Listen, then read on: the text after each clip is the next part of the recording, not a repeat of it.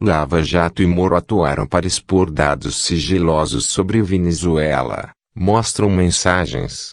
Força-tarefa se mobilizou após sugestão do então juiz em 2017. Moro e Lava Jato não reconhecem a autenticidade dos diálogos. 7 de julho de 2019, às 2h. Ricardo Baltazar, da Folha.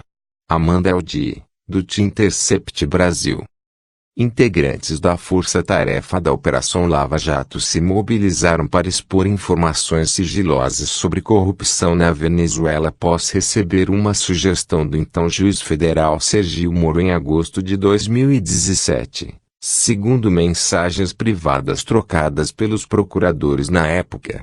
Os diálogos, enviados por uma fonte anônima ao The Intercept Brasil e analisados pela Folha e pelo site, indicam que o objetivo principal da iniciativa era dar uma resposta política ao endurecimento do regime imposto pelo ditador Nicolás Maduro ao país vizinho, mesmo que a ação não tivesse efeitos jurídicos.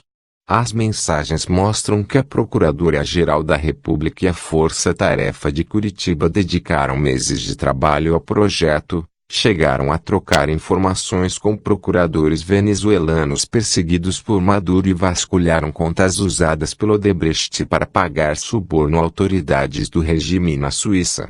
Os procuradores começaram a debater o assunto na tarde do dia 5 de agosto de 2017, depois que Moro escreveu ao chefe da Força-Tarefa de Curitiba, Deltan Dallagnol, no aplicativo Telegram. Talvez seja o caso de tornar pública a delação da Odebrecht sobre propinas na Venezuela, disse o juiz. Isso está aqui ou na PGR. Em 2016, quando decidiu colaborar com a Lava Jato, a Odebrecht reconheceu ter pago propina para fazer negócios em 11 países além do Brasil, incluindo a Venezuela. Mas as informações fornecidas pela empresa e por seus executivos foram mantidas sob sigilo por determinação do Supremo Tribunal Federal. O acordo fechado pela Odebrecht, assinado com autoridades brasileiras, dos Estados Unidos e da Suíça, estabelece que as informações só podem ser compartilhadas com investigadores de outros países se eles garantirem que não tomarão medidas contra a empresa e os executivos que se tornaram delatores. Em resposta a Moro em 2017, Deltan indicou que os procuradores buscariam uma maneira de contornar os limites do acordo e comunicou a intenção de mover uma ação pelo crime de lavagem de dinheiro internacional. Haverá críticas e um preço, mas vale pagar para expor e contribuir com os venezuelanos, acrescentou o procurador. Moro retrucou demonstrando que estava mais preocupado com a divulgação das informações da Odebrecht do que com a possibilidade de uma ação judicial. Tinha pensado inicialmente em tornar público, escreveu Deltan. A acusação da IVCS tem que estudar viabilidade. O procurador descreveu a Moro então as opções da força-tarefa. Não dá para tornar público simplesmente porque violaria acordo. Mas dá para enviar informação espontânea à Venezuela, e isso torna provável que em algum lugar no caminho alguém possa tornar público, disse. Paralelamente, vamos avaliar se cabe acusação. Os integrantes da força-tarefa discutiram o assunto de forma intensa nos dias seguintes. Além do sigilo imposto às informações fornecidas pelo Odebrecht, havia dúvidas sobre a viabilidade jurídica de uma ação que envolvesse autoridades estrangeiras e a instância do judiciário em que o assunto deveria ser tratado. Membros do grupo expressaram preocupação com os riscos. Vejam que uma guerra civil lá é possível e que a ação nossa pode levar a mais convulsão social e mais mortes, escreveu Paulo Galvão. Imagina se ajuizamos e o maluco manda prender todos os brasileiros no território venezuelano, disse Atade Ribeiro Costa. Os diálogos obtidos pelo Intercept sugerem que Deltan considerava os temores dos colegas exagerados. PG, quanto ao risco, é algo que cabe aos cidadãos venezuelanos ponderarem, escreveu em resposta à mensagem de Galvão. Eles têm o direito de se insurgir? Para Deltan, objetivos políticos justificavam a iniciativa. Não vejo como uma questão de efetividade, mas simbólica, afirmou aos colegas. O propósito de priorizar a ação seria contribuir com a luta de um povo contra a injustiça, revelando fatos e mostrando que se não há responsabilização lá é porque lá há repressão. O procurador deixou claro que Moro estava com eles e que o apoio dele era importante para o projeto. Russo diz que temos que nós aqui estudar a viabilidade. Ou seja, ele considera, disse no Telegram, adotando o apelido que às vezes usavam para se referir ao juiz. Mas os procuradores encontraram dificuldades para levar a ideia adiante e só conseguiram dar passos mais decididos quando não podiam mais contar com Moro, que deixou a magistratura no ano passado para assumir o Ministério da Justiça no governo de Jair Bolsonaro, PSL. Um dos obstáculos que a Lava Jato encontrou foi a ausência de interlocutores alinhados na Venezuela. Com o endurecimento do regime de Maduro, a procuradora-geral Luísa Ortega Dias foi destituída e seu sucessor passou a ser visto com desconfiança pelos brasileiros.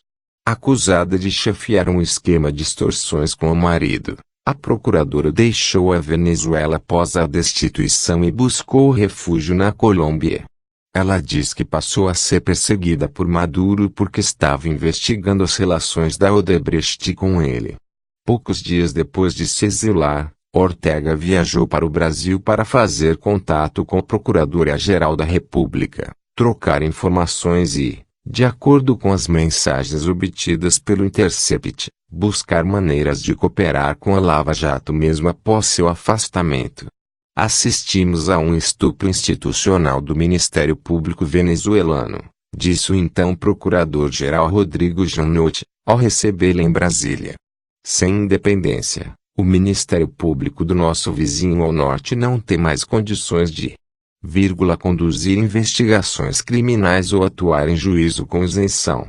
Segundo os diálogos examinados pela Folha e pelo Intercept, o procurador Vladimir Aras, que chefiava a Secretaria de Cooperação Internacional do Ministério Público Federal, pediu ajuda aos integrantes da Lava Jato para receber 2 procuradores venezuelanos que viriam ao Brasil em segredo para trabalhar com eles no caso. 2 membros da Força Tarefa de Curitiba se dispuseram a hospedar os colegas estrangeiros em suas casas por alguns dias. Deltan chegou a pedir ajuda à Transparência Internacional para financiar a estadia da dupla no Brasil. As mensagens obtidas pelo Intercept sugerem também que a passagem dos venezuelanos pelo Brasil foi vista como uma oportunidade para o vazamento das informações da delação da Odebrecht sobre o país vizinho. VCS que queriam lecar as coisas da Venezuela, tá aí o momento. A mulher está no Brasil, escreveu o procurador Paulo Galvão quando a vinda de Ortega a Brasília foi noticiada. Seus colegas reagiram com ironias, como se fosse só uma brincadeira, mas o vazamento de fato ocorreu. Em outubro, semanas depois da visita dos 2 procuradores venezuelanos a Curitiba, Ortega publicou em seu site na internet 2 vídeos com trechos de depoimentos do ex-diretor da Odebrecht na Venezuela e Zenando Azevedo, sobre contribuições feitas pela empreiteira para campanhas eleitorais de Maduro. Os advogados da empresa questionaram a força-tarefa após o vazamento, e o episódio foi discutido pelo grupo no Telegram. O procurador Paulo Galvão sugeriu que Vladimir Aras ou Orlando Martello poderiam ter sido os responsáveis. Nos não passamos, escreveu Galvão aos colegas. Só se foi Vlad ou Orlando, escondido. Os 2 eram participantes do grupo de mensagens, mas ficaram em silêncio. Odebrecht pediu ao ministro Edson Fachin, relator da Lava Jato no STF, que abrisse investigação sobre o vazamento, mas ele se limitou a pedir esclarecimentos ao Ministério Público.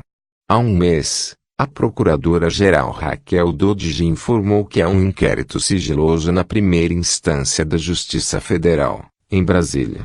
Na época em que Ortega teve acesso ao depoimento de Zenando, a Venezuela tinha um termo de compromisso assinado com o Brasil para obter informações da delação do ex-marqueteiro petista João Santana. Mas o acordo não previa seu acesso à delação da Odebrecht, informou a Procuradoria-Geral da República Folha. As mensagens examinadas pela Folha e pelo Intercept mostram que, após o contato com os venezuelanos, os procuradores brasileiros buscaram informações sobre contas que o Zenando e a Odebrecht teriam usado para movimentar na Suíça o equivalente a 48 milhões de dólares com a ajuda de um advogado venezuelano, entre 2008 e 2014. Os diálogos indicam que as informações da Suíça fizeram a Lava Jato desconfiar do executivo da empreiteira, que teria admitido um volume de recursos menor do que o apontado pelos extratos das contas, mas sugerem que os novos dados deram substância à ação judicial que os procuradores tinham começado a planejar em 2017. Preocupada com o agravamento da situação política na Venezuela, a Transparência Internacional passou a defender publicamente a abertura de um processo contra autoridades do país vizinho no Brasil e chegou a discutir o assunto com o ex-presidente Fernando Henrique Cardoso, PSDB, durante um evento realizado em sua fundação. FHC veio conversar comigo no final e disse que é uma boa ideia, afirmou o diretor executivo da Transparência Internacional no Brasil, Bruno Brandão, numa mensagem enviada a Deltan pelo Telegram em outubro de 2017.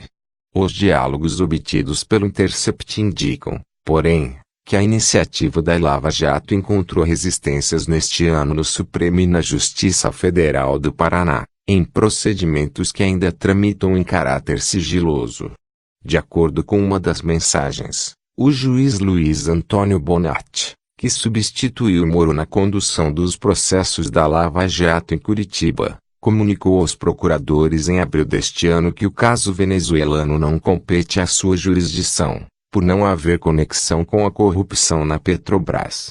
Outro lado, o ministro da Justiça, Sergio Moro, não quis fazer comentários sobre o conteúdo das mensagens em que discutiu com o procurador Deltan Dallagnol uma iniciativa para tornar públicas informações da Odebrecht sobre a Venezuela que eram mantidas sob sigilo em 2017. Ele limitou-se a reafirmar posicionamento adotado nas últimas semanas, pondo em dúvida a autenticidade das mensagens obtidas pelo site The Intercept Brasil e sugerindo que elas podem ter sido adulteradas. O ministro da Justiça e da Segurança Pública não reconhece a autenticidade das supostas mensagens obtidas por meios criminosos e que podem ter sido adulteradas total ou parcialmente, informou sua assessoria de imprensa. Mesmo se as supostas mensagens citadas na reportagem fossem autênticas, não revelariam qualquer ilegalidade ou conduta antiética, apenas reiterada violação da privacidade de agentes da lei com o objetivo de anular condenações criminais e impedir novas investigações.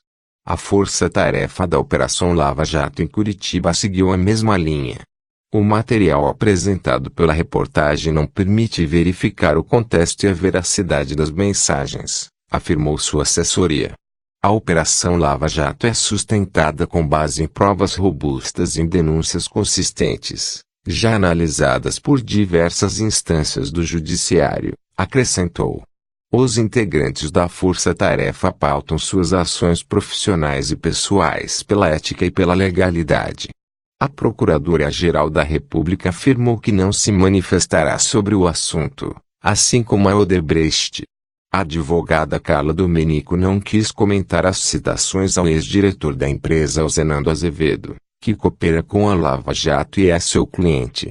A Transparência Internacional afirmou defender medidas para aprimorar a cooperação jurídica internacional e ações das instituições brasileiras para responsabilizar autoridades estrangeiras envolvidas com esquemas de corrupção como os desvendados pela Lava Jato.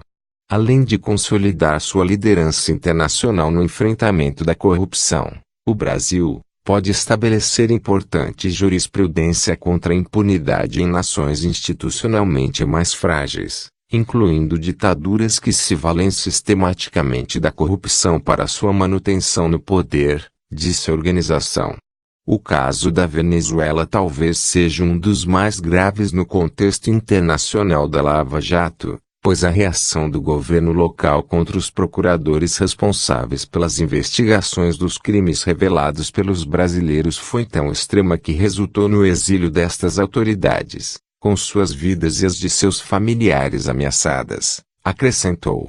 O ex-presidente Fernando Henrique Cardoso afirmou não se lembrar da conversa em que teria tratado da Venezuela com o diretor executivo da Transparência Internacional, Bruno Brandão, de acordo com as mensagens obtidas pelo Intercept. Reportagem. Esta é a terceira de uma série de reportagens que a Folha planeja produzir com base nas mensagens trocadas pelos procuradores da Força Tarefa da Operação Lava Jato nos últimos anos e obtidas pelo site The Intercept Brasil. O site permitiu que a Folha tivesse acesso ao acervo, que diz ter recebido de uma fonte anônima há semanas. A Polícia Federal abriu inquéritos para investigar suspeitas de ataques de hackers a telefones de procuradores e do ministro Sergio Moro, Justiça. Nos últimos dias, repórteres do jornal e do site trabalharam lado a lado, pesquisando as mensagens e analisando seu conteúdo. Como o material é muito vasto, os jornalistas têm dedicado bastante tempo para analisar os diálogos, examinar o contexto das discussões nos vários grupos de mensagens e checar as informações encontradas para verificar a consistência do material obtido pelo Intercept. O pacote reúne mensagens privadas trocadas pelos procuradores em vários grupos no aplicativo Telegram desde 2014, incluindo diálogos com Moro, que foi o juiz responsável pelos processos da Lava Jato em Curitiba até 2018. Além das mensagens, o acervo inclui áudios, vídeos, fotos e documentos compartilhados no aplicativo. Ao examinar o material, a reportagem da Folha não detectou nenhum indício de que ele possa ter sido adulterado.